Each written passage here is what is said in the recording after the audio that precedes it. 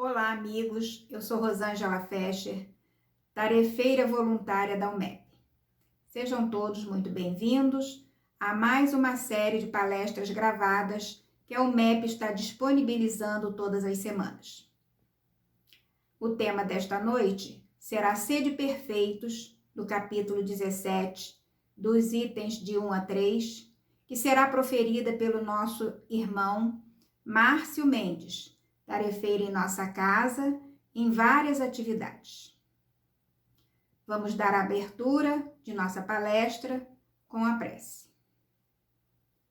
Amigo Jesus, mais uma vez aqui estamos, reunidos em Teu nome, e queremos agradecer, Senhor, por mais esta oportunidade nesta tarefa. Pedimos, Senhor, as Tuas bênçãos para o orador desta noite, e para todos nós, espíritos ainda necessitados.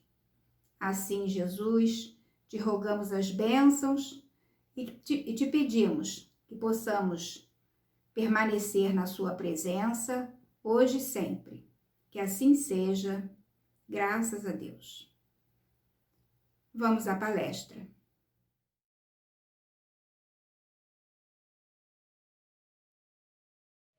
Olá, meus amigos.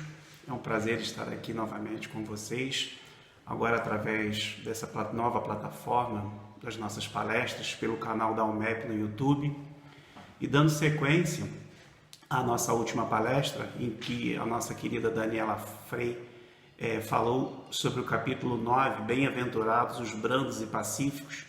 Hoje vamos dar sequência com o capítulo 17, que é o capítulo Sedes Perfeitos. Então essa vai ser o tema que nós vamos hoje tentar de alguma forma trazer aqui para vocês. E nós vamos estudar nesse capítulo, no capítulo 17, Sedes Perfeitos, os itens, a nossa proposta é estudar os itens 1 a 3, que é o primeiro seria os caracteres da perfeição e o segundo, o homem de bem. Então, que a gente possa ser muito feliz nesse nosso reencontro, por enquanto virtual, para que a gente dê sequência a esse belo trabalho que a UMEP está se propondo a fazer através do seu canal do YouTube. Bom, para que a gente possa começar essa nossa conversa do primeiro item desse capítulo 17, acerca dos caracteres da perfeição, eu vou trazer a integralidade do texto que tem no item 1, da nossa mensagem do nosso querido Jesus Cristo trouxe para todos aqueles daquela época, mas que servem de muito para que a gente possa fazer uma reflexão muito profunda da nossa necessidade, da nossa necessidade de buscar constantemente essa perfeição. Esse capítulo 17, ele é bem interessante, até pelo momento atual que nós vivemos, em que muito se fala que estamos vivendo um momento de transformação do nosso planeta, em que o objetivo talvez maior, e talvez assim seja, é justamente que o homem possa nesse momento fazer uma reflexão acerca da sua necessidade de melhoria, a necessidade de buscar essa perfeição. E essa afirmativa de Jesus desse capítulo é sedes perfeitos, ou seja, é uma afirmativa da nossa necessidade de buscar sempre essa perfeição, da nossa necessidade de parar de ficar adiando aquela transformação daquilo que nós sabemos que nós precisamos modificar em cada um de nós.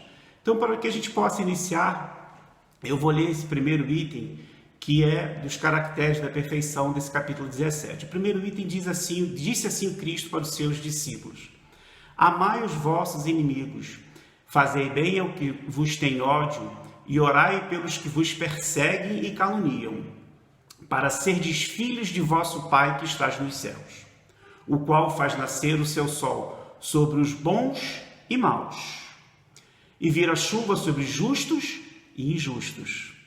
Porque se vós não amais senão os que vos amam, que recompensa haveis de ter? Não faz os publicanos também o mesmo? E se vós saudardes somente os vossos irmãos, que fazeis nisso de especial?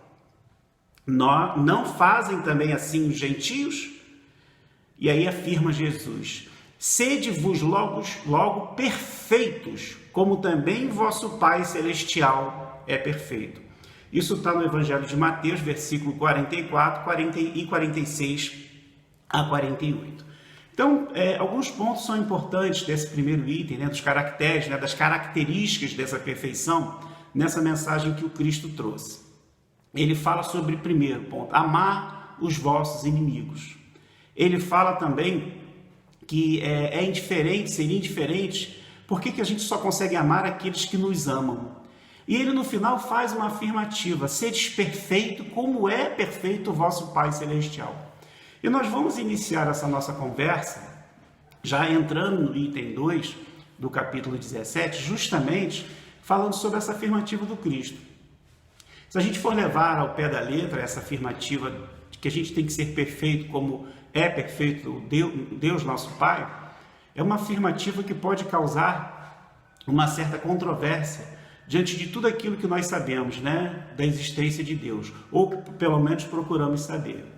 É claro, é óbvio, que a gente, nessa nossa tentativa de aproximação, de entendimento acerca da existência de Deus, a gente procurar buscar verdadeiramente a essência de Deus, ainda foge a nossa visão, ou talvez nos falta ainda um outro sentido, né, para entender verdadeiramente Deus.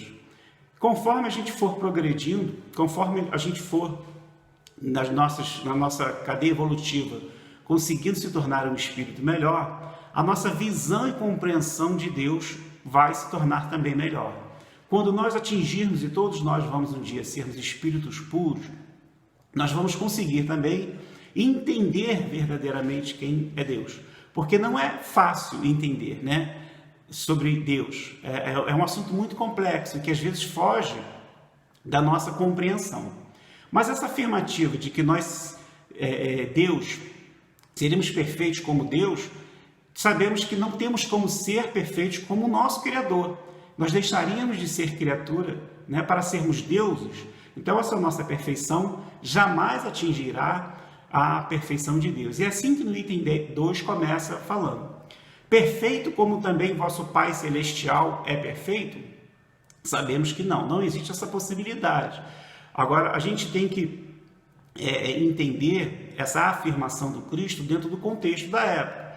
Ele colocou Deus para aquelas pessoas uma forma deles terem um roteiro, um exemplo para poderem buscar essa perfeição. E aí a gente pode afirmar, né? Se a criatura fosse dada ser tão perfeita quanto ao Criador, tornar-se-ia igual a este, o que é inadmissível. Então, é inadmissível nós, criaturas, sejamos tão perfeitas como é a perfeição de Deus, nosso Pai. Agora, aquilo que eu falei, a gente tem que interpretar essa afirmativa do Cristo, primeiro, a intenção dele de criar um modelo para que aquelas pessoas daquela época compreendessem as características de se buscar uma perfeição. Então, por isso que Jesus, de uma forma muito inteligente, e aí dentro de um contexto histórico, trouxe para aquelas pessoas essa afirmativa da busca da necessidade de sermos perfeitos como Deus, nosso Pai, o é. E aí, nesse roteiro, no item 2 do capítulo 17, ele começa a traçar também nessa mensagem características dessa perfeição. E é alguma dessas que nós vamos começar a conversar. Por exemplo, quando Jesus faz o seguinte roteiro para que a gente possa buscar essa perfeição: amar nossos inimigos. Amar nossos inimigos. E é bem interessante essa afirmativa do Cristo, porque ele fala em amar. Quando a gente fala em amor, a gente sabe que o amor é algo muito grandioso. E se é difícil amar aqueles que nos amam, aqueles que não nos prejudicam, imagina como Cristo colocou: amar os nossos inimigos. Aí eu tenho uma seguinte pergunta para que a gente possa compreender isso. Primeiro, que é uma necessidade extrema, diante de tudo aquilo que nós estamos vivendo no momento, diante dessa proposta que nós temos de nos tornar pessoas melhores, e estamos em busca de nos tornar pessoas melhores. Primeiro ponto, como o Cristo nos colocou: amar, temos que vencer em nós qualquer rancor, qualquer mágoa, qualquer laço que nós criamos com pessoas que nós hoje intitulamos ou denominamos inimigos. Primeira coisa uma proposta que eu faço para todos nós: quem é meu inimigo? quem é essa pessoa que eu hoje lhe dou o título de inimigo? Quem é essa pessoa, né? E por que essa pessoa se tornou minha inimiga? Se cada um aqui fazer essa reflexão, quem é esse meu inimigo? Quem é essa pessoa que eu não consigo ter amor diante dessa proposta do Cristo? E a gente sabe que pode ter esse inimigo muito próximo da gente, às vezes dentro da nossa casa, né? Dentro do nosso seio familiar. Infelizmente, a gente percebe, e é muito comum, até porque nós nascemos ao lado das pessoas do qual nós temos que nascer, e às vezes nascemos no que nós denominamos inimigos, justamente como uma oportunidade que todos nós temos para tentar romper esse laço ruim que nós criamos com essa pessoa, com essas pessoas. Então, eu acho que a primeira proposta que eu faço é tentar descobrir quem é esse meu inimigo. E aí, quando a gente começa a pesquisar e a pensar acerca de quem é essa pessoa, a gente verifica que essa pessoa é alguém igual a mim, com defeitos, com muitas coisas boas em si, com tendências boas e ruins, mas que é uma pessoa que também está passando por um processo evolutivo. E que quando eu faço essa pergunta, quem é aquela pessoa, eu me enxergo muitas vezes tomando as mesmas atitudes daquela pessoa. Então essa proposta do Cristo de amar os nossos inimigos, a gente primeiro tem que entender quem são essas pessoas que nós intitulamos como os nossos inimigos. E por que aquela pessoa é minha inimiga? Será que essa pessoa é minha inimiga e que de alguma forma fez algo contra mim em resposta a algo que eu fiz por ela? Será que se a gente não fizer uma reflexão acerca de todos os nossos relacionamentos ao longo da nossa vida, dessas pessoas que nós chamamos de inimigos, será que nós não vamos enxergar num momento em algo que nós fizemos que ocasionou toda essa situação de inimizade? Então é uma proposta muito interessante. Eu sei o quanto é difícil amar verdadeiramente os nossos inimigos. Mas é algo que nós temos que começar a pensar, a refletir e refletir aonde nós também participamos, aonde é que nós erramos. E aí quando a gente começa a fazer essa reflexão, a gente pode às vezes começar a resolver pequenas situações do nosso cotidiano, situações em que nós vivemos com algumas pessoas e que não chamamos essas pessoas de inimigas, mas que ficou aquela mágoa em relação, a gente até fala com aquela pessoa, mas fica aquela mágoa, aquele sentimento ruim, e quando a gente consegue de alguma forma resolver essas aparentes pequenas situações do nosso cotidiano, a gente está treinando para resolver algo maior com aquelas pessoas que nós chamamos inimigos, né? Seguindo nesse item 2, Jesus nos traz também a outra proposta que é muito ligada a essa primeira. Fazer o bem aos que nos odeiam e orar pelos que nos perseguem e caluniam, né? Essa passagem que Cristo nos trouxe, né, de fazer o bem àquelas pessoas que nos odeiam e orar pelos que nos perseguem e nos caluniam, é uma verdadeira sensação de liberdade. A partir do momento em que a gente consegue dedicar alguns minutos do nosso dia para orar por aquelas pessoas que de alguma forma nos magoaram, que ainda nos trazem esse sentimento de mágoa, que dói, né? Porque sentir raiva de alguém machuca e machuca muito. Machuca a pessoa que recebe toda essa energia negativa de todos nós, como nos machuca, porque fica o dia inteiro, às vezes, no nosso pensamento, não nos sai do pensamento aquele sentimento. Então é bom que a gente consiga se livrar. E uma forma da gente se livrar é orando por essas pessoas. Que a gente consiga dedicar, mas de forma sincera, não é da boca para fora. Que a gente consiga se dedicar durante alguns minutos da nossa vida, ou daquele nosso dia, por essas pessoas. Para que essas pessoas possam nos enxergar de uma forma diferente. Que Deus possa nos aproximar dessas pessoas de uma forma sincera, para que a gente possa também buscar, né, aparar essas arestas. Então é muito importante que a gente tenha isso. E quando ele traz esse fazer o bem a quem nos odeiam e orar por aqueles que nos caluniam, ele nos traz um maior exemplo, né, de caridade. É a caridade na sua mais larga acepção. Quando a gente conseguir atingir em nós o perdão das nossas ofensas, amar os nossos inimigos, orar por aqueles que nos caluniam, nós vamos estar verdadeiramente dando uma demonstração muito sincera de evolução. E é esse o nosso caminho, não existe outro caminho. E que a gente, nesse momento em que nós estamos tendo tempo de sobra para fazermos as nossas reflexões acerca dessa mudança, que a gente possa pensar nisso, da nossa necessidade de aproximação com algumas pessoas que talvez necessitam não só do nosso perdão sincero, mas também da nossa aproximação. E seguindo ainda nesse roteiro, trago pelo Cristo, para a gente caracterizar a perfeição, tem outro item muito importante, que ele fala em vencer o orgulho e o egoísmo. Tá aí uma tarefa muito difícil, muito ligada a essa anterior que eu falei. Porque quando a gente consegue verdadeiramente perdoar os nossos inimigos, orar para aqueles que nos caluniam, a gente está dando uma demonstração de que estamos vencendo uma grande chaga que existe em toda a humanidade e que talvez ainda aconteça em todos nós, que é o orgulho, né, e o egoísmo.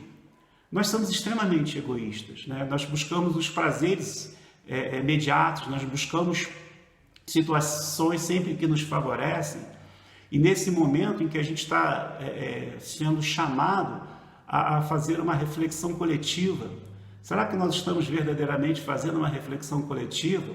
Ou estamos enxergando esse momento que nós estamos vivendo ainda sob uma ótica egoísta, pensando em como eu vou sair dessa, em como eu vou ser amanhã, depois de tudo que passar dessa pandemia que nós estamos vivendo?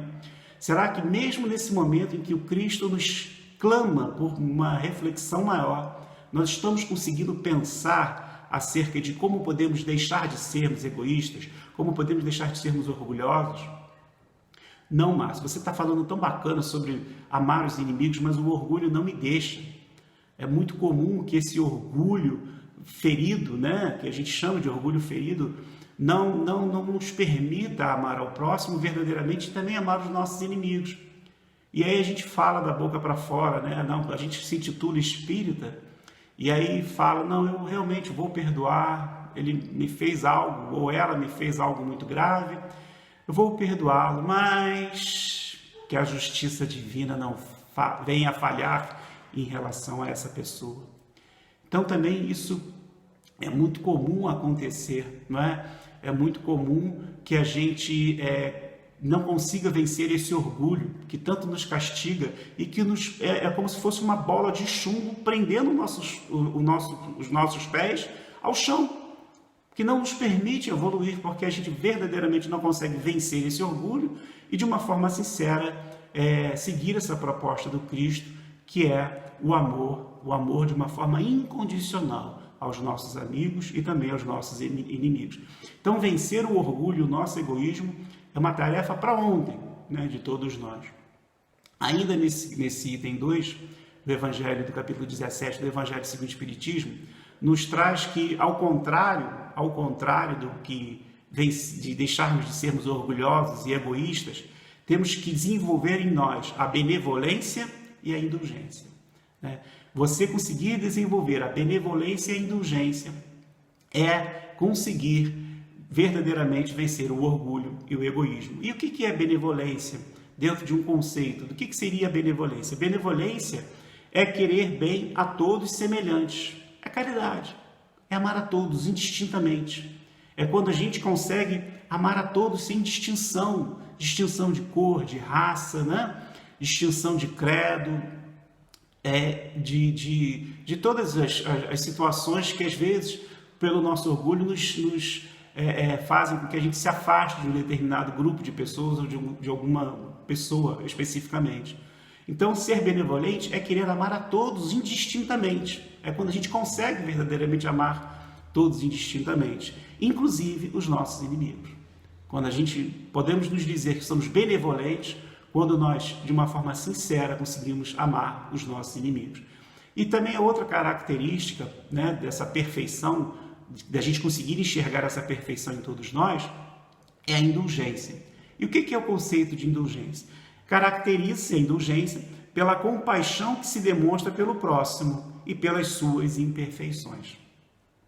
É quando a gente consegue, de uma certa forma, olhar para o próximo, enxergar sim que ali existe uma pessoa imperfeita como nós o somos. É quando a gente consegue parar de apontar o erro dos outros e começa a enxergar os nossos erros. E às vezes, né, essa pessoa que nós intitulamos inimigo, quando nos fala de uma característica nossa, ele está sendo verdadeiro. Então, se um inimigo fala que você é uma pessoa egoísta, observa que talvez você verdadeiramente seja egoísta. Porque o inimigo, né, o que nós chamamos de inimigo, ele sempre nos fala aquilo que nós verdadeiramente somos. Então, é importante que a gente possa também, né, fazer essa reflexão. O terceiro item trata-se do homem de bem, né? É o terceiro e último item da nossa conversa de hoje. O que seria um homem de bem? Será que nós, ao final dessa nossa conversa, vamos poder nos intitular homens de bem? Bom, são vários os itens. Eu trouxe alguns aqui para que a gente possa falar. Por exemplo, homem de bem é todo aquele que pratica a lei de justiça, amor e caridade na sua maior pureza. O homem que pratica a lei de justiça. Que justiça é essa dos homens? Não, a justiça de Deus. É quando a gente verdadeiramente compreende a lei de Deus, procura compreender a lei de Deus e a vive. Que a gente consiga viver essa lei de Deus. É não questionar o que acontece em nossas vidas.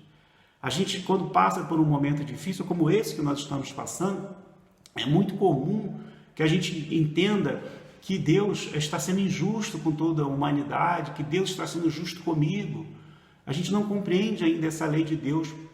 E aí a gente vai enxergar lá na frente como ele foi justo, como a prática do que hoje está nos acontecendo é em consequência de algo que nós fizemos ou de algo que a humanidade precisa passar. É quando a gente consegue compreender que estamos onde devemos estar, com as pessoas que devemos estar. Isso é a lei de Deus, é a justiça de Deus. Deus não é um julgador que fica apontando o dedo para todos nós. Ele nos dá todos os dias oportunidades de crescimento individual, com as oportunidades e com as dores. Porque através das dores, dos sofrimentos, nós crescemos e crescemos muito. Porque às vezes nós, espíritos que ainda somos atrasados e tudo, precisamos de sentirmos, né, essas dores para verdadeiramente fazer uma reflexão acerca do que nós somos e do que nós queremos ser amanhã. Porque quando está tudo bem, quando está tudo belo, a gente não costuma fazer essa reflexão. A gente só faz essa reflexão quando a dor aperta, quando nos isolamos, aí sentimos falta do nosso ambiente de trabalho, sentimos falta da nossa casa espírita.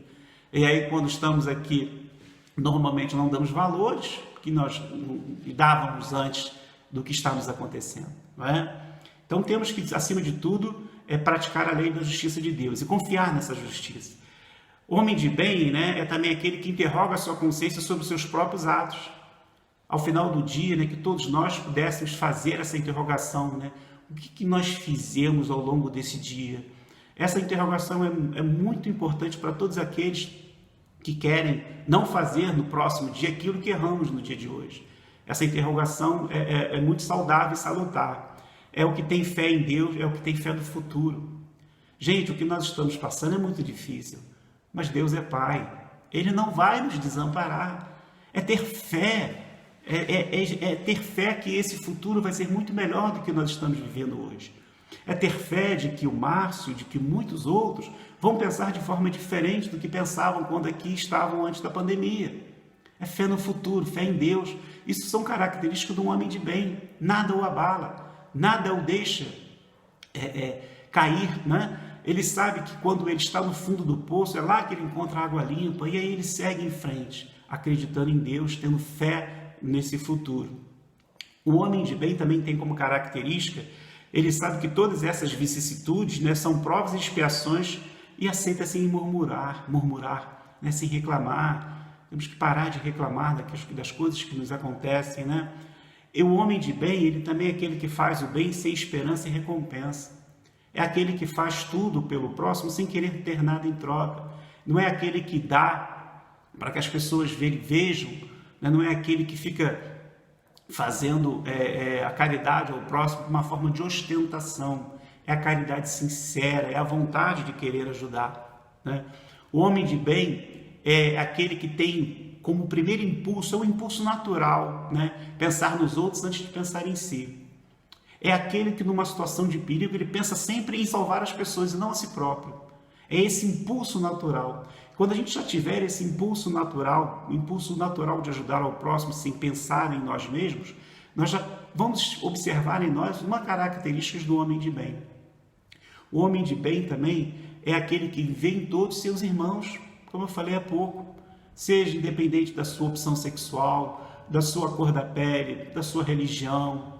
A gente tem que enxergar a todos como um irmão, inclusive os nossos inimigos. Então, quando a gente passa a enxergar toda a humanidade como irmã e a gente passa a querer bem toda essa humanidade, a gente passa a ter uma conduta diferente e verdadeiramente vamos ser homens de bem. O homem de bem também é aquele que não alimenta nem ódio, nem rancor, nem desejo de vingança. É uma outra característica que nós temos que vencer. Ninguém é dono da verdade. Eu não posso ter raiva de uma pessoa porque ela pensa diferente de mim. Eu não posso ter rancor de uma pessoa porque a opção sexual dela é diferente da minha. Nós temos que ter amor. Ali está um espírito livre, um espírito que está dentro do seu processo evolutivo. Ali está um espírito criado por Deus, nosso Pai. Então que a gente pense, né, e ver e que essa pessoa como um igual, como um irmão, e não alimentar ódio, rancor, porque de repente ela é diferente de todos nós. Uma outra característica do homem de bem é aquele que estuda as suas imperfeições e trabalha incessantemente para combatê-las. Esse combate tem que ser diário, esse combate tem que ser o tempo todo, né? Todos nós já conhecemos as nossas características da nossa imperfeição. Então que a gente possa verdadeiramente combater isso em nós diariamente, não deixar realmente cair e entrar em sintonia com aquilo que nós sabemos, as características que nós sabemos que nós temos.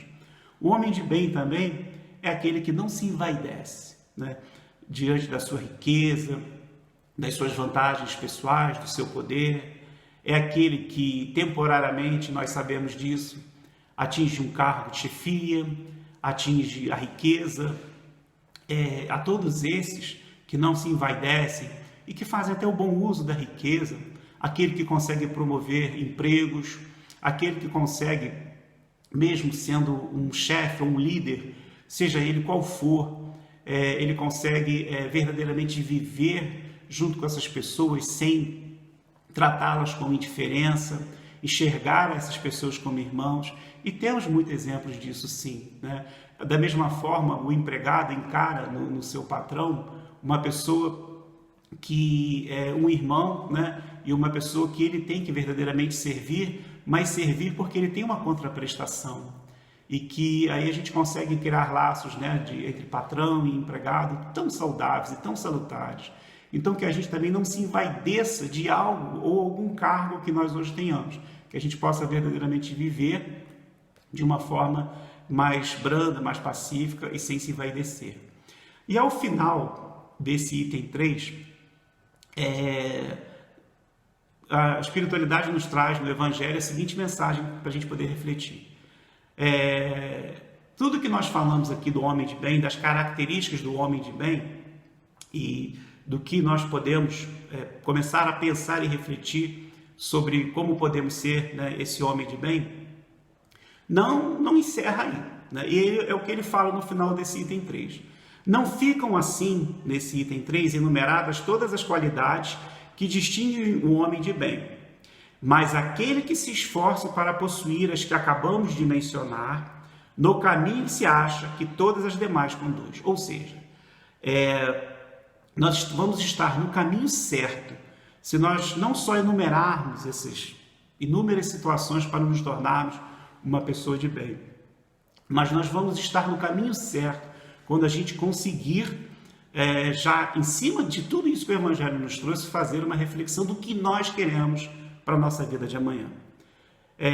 Que a gente possa, como foi dito aqui não está enumerado todos os itens e características do homem de bem. Existem muitas outras que a gente possa aqui ficar falando, mas que a gente possa, nesse momento que a gente precisa de fazer tanta reflexão, pensar diante de todas essas características, o que eu já adquiri? O que eu posso fazer diferente quando tudo isso passar? Eu vou continuar sendo o mesmo Márcio, com aquelas características ruins? E o que eu posso expandir de bom que eu tenho em mim? Eu vou continuar sendo esse homem velho que traz essas tendências, que tanto machucam pessoas? Então são essas reflexões que esse capítulo nos traz, não é? Sedes perfeitos. Vamos buscar essa perfeição nesse momento em que nós estamos vivendo. Chegando ao fim desse nosso primeiro encontro, eu espero que a gente possa ter muitos outros encontros e em breve vamos nos encontrar pessoalmente. Eu convoco, faço uma convocação para vocês. Na próxima semana vamos ter aqui também uma palestra com uma criatura maravilhosa, que é o Túlio Márcio Sardinha Mota. O Túlio, ele é presidente do GEPELA, que é Grupo de Propaganda Espírita Luz e Amor, que é uma casa espírita lá em Bangu, e que agora em junho, se não me engano, dia 1º de junho, fez 119 anos de existência, né? 119 anos de luz. Então que a gente, na próxima reunião, nosso próximo encontro pelo canal aqui do YouTube, a gente possa se encontrar com esse nosso querido amigo Túlio. Tá? Eu gostaria de agradecer essa oportunidade que a UMEP está me dando novamente, de falar desse encontro virtual, mas vamos agora partir para a nossa prece e que a gente possa, em breve, nos reencontrar.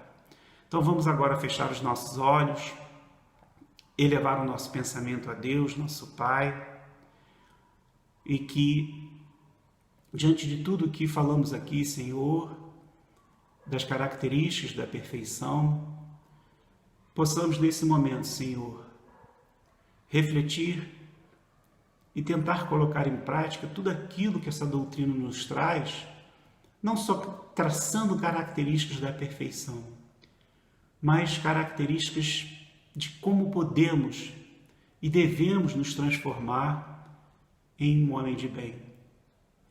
Que a espiritualidade amiga, Senhor, possa derramar sobre todos nós sua grande proteção nesse momento em que vivemos.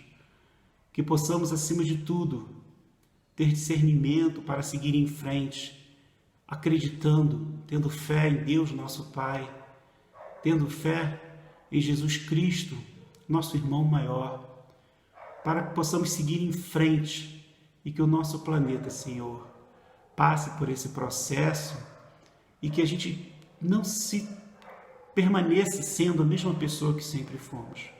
Essa é a proposta maior, essa é a proposta de Deus, nosso Pai, e que possamos seguir em frente, contigo ao nosso lado, caminhando. Fique conosco, Jesus, hoje, agora e sempre. Que assim seja. Graças a Deus.